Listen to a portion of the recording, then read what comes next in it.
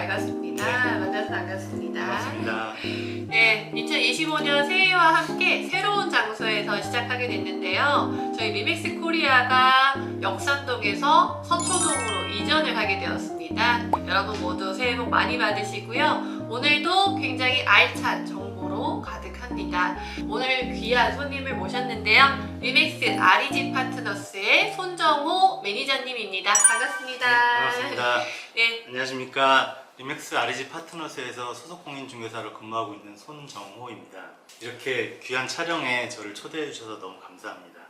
저는 한 20여 년간 다수의 국내 제약회사에서 마케팅하고 영업부 생활을 좀 진행을 했고요. 그 이후에 작년에 이제 REG 파트너스에 조인을 해서 현재 상업용 부동산의 매매 및 임대차 부분을 주로 진행을 하고 있고요. 소재지 위치상 서초동에 있다 보니까 강남구, 서초구 위주의 매물을 주로 진행을 하고 있습니다. 네, 자기소개 감사합니다. 오늘의 주제를 알려드릴게요. 법인 명의 주택 취득 시 꼭 필요한 검토 사항에 대해서 이야기를 나눠보도록 하겠습니다.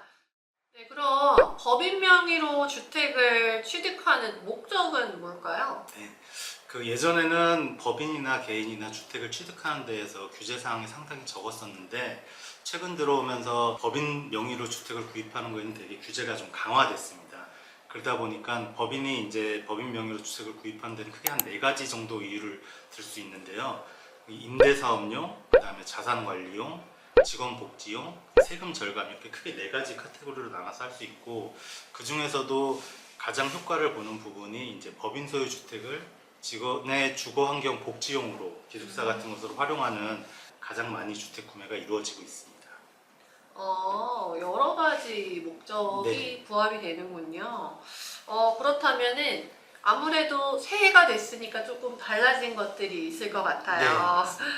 2025년 기준으로 법인 주택 취득과 관련된 주요 세금 이슈 같은 것들은 어떤 게 있을까요? 네, 아무래도 주택을 구입하다 보면은 크게 이제 세금이 취득 단계, 그 다음에 보유 단계, 그 다음에 향후에 매도 단계 3가지 세금으로 나눠질 수 있는데요. 취득 단계 부분에서 내는 취득세 부분이 법인 같은 경우는 상당히 중과세가 되고 있습니다. 그래서 한 12% 정도 세금이 되기 때문에 이런 법인이 주택을 구입할 때는 그 관련 세무사분하고 좀 자세하게 상담을 한 후에 그 부분을 진행하시는 게 되게 좋을 것 같고요. 보유세 부분에서는 개인보다 종합부동산세가 상당히 크게 나오게 되고 있습니다. 그래서 이 부분은 세율이 좀 계속 변동되는 부분이 있으니까 이 부분도 세무사분과 한번 상의를 해보시는 게 좋을 것 같고요. 양도세 부분에서도 분명히 또 차이가 있고 이게 아무래도 개인보다는 법인에 대한 규제가 훨씬 더 높다고 생각하시면 될 것 같습니다. 쉽지만은 않네요. 네, 맞습니다. 하지만 상황에 따라서는 훨씬 또 이득이 될 네. 수 있으니까 많은 분들이 선택을 하시는 거겠죠. 그렇다면 우리가 대출 문제를 빼놓을 수 없죠. 대출 없이 진행한다면 너무 좋겠지만 네. 법인 명의의 주택 취득 시 대출 규제는 그럼 개인과 좀 다를 것 같은데 네, 어떻게 맞습니다. 다를까요? 역시나 이 부분도 마찬가지로 법인 같은 경우는 규제가 좀 상당히 심하게 되고 있어서 보통 개인이 주택을 살 때 LTV나 DTI보다 더 낮은 범위로 규제가 되고 있습니다. 그래서 보통 흔히 생각하시는 게 법인들은 뭐 금액의 한 70% 이상까지도 대출이 나온다고 했었는데 그 부분이 훨씬 더 낮아졌기 때문에 확실히 구매하시기 전에 그 부분을 알아보시고 진행을 하셔야 될 것 같고요. 특히나 이제 DSR 같은 경우에서 개인보다 좀 더 강하게 적용을 받고 있습니다. 그리고 이자율 같은 부분에서도 개인보다 더 높게 책정되는 부분이 있으니까 사전에 이 부분도 대출 관련해서는 확실히 좀 챙겨보시고 진행을 하셔야 될 것 같습니다.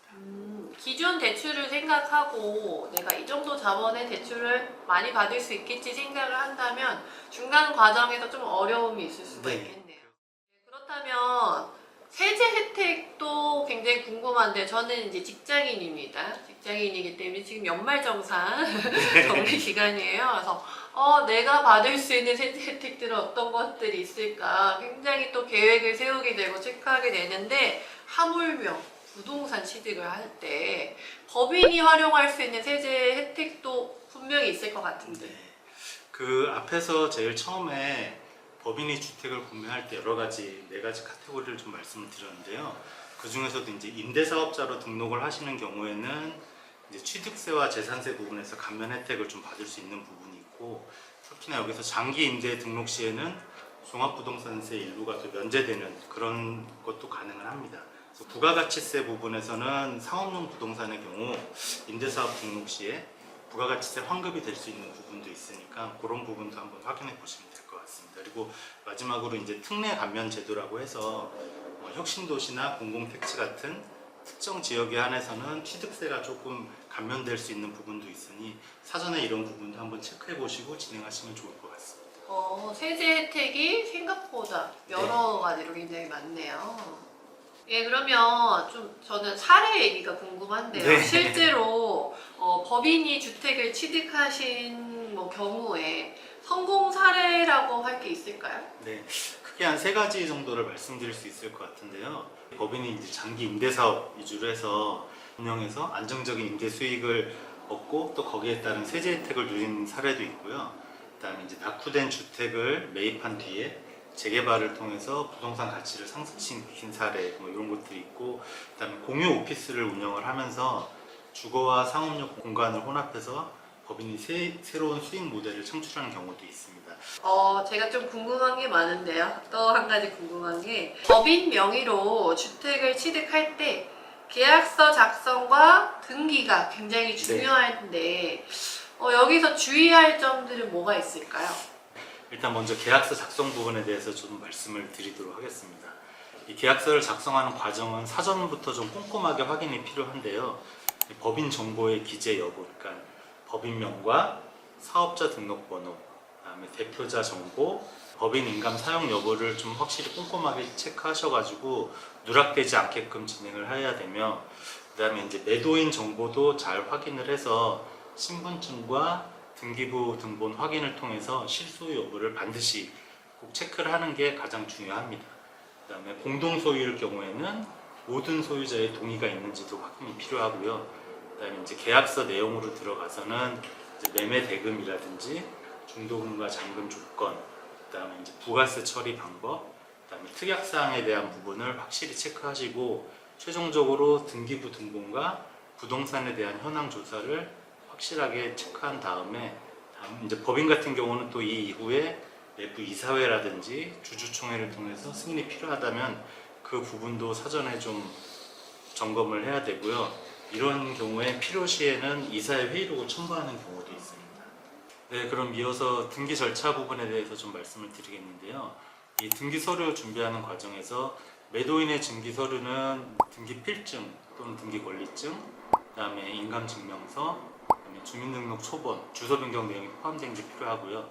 법인 같은 경우는 법인 등기부 등본 3개월 이내에 발급하는 게 필요하고요. 사업자 등록증 사본, 그다음에 법인 인감 증명서랑 법인 인감, 대리인이 진행할 경우에는 대표자 위임증이 필요합니다. 그리고 나서 이제 소유권 이전 등기 확인 관련해가지고 등기 접수증과 등기 완료 통지를 최종적으로 확인해야 되며 권리 관계도 마지막으로 체크를 해야 되는 사항입니다.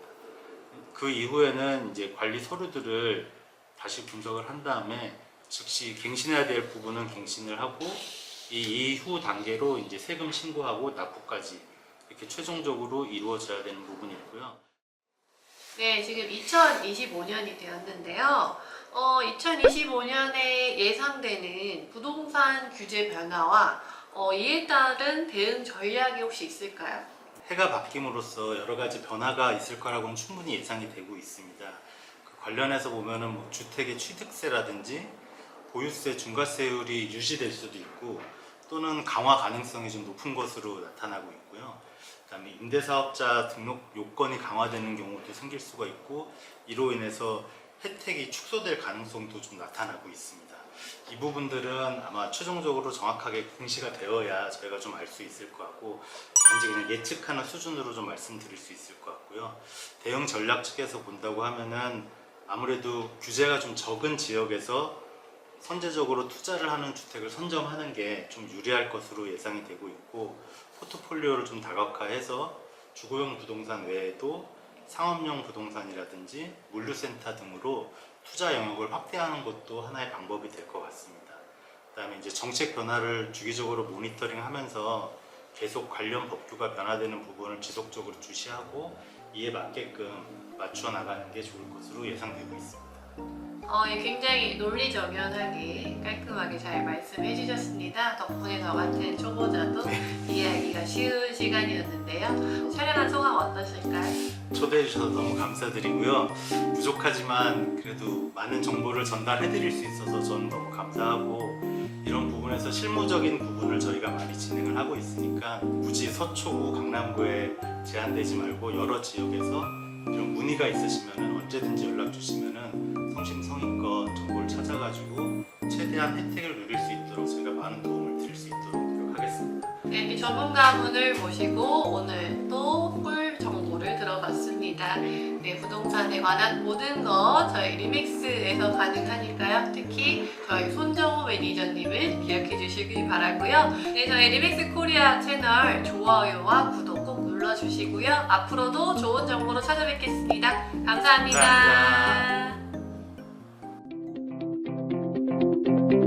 감사합니다.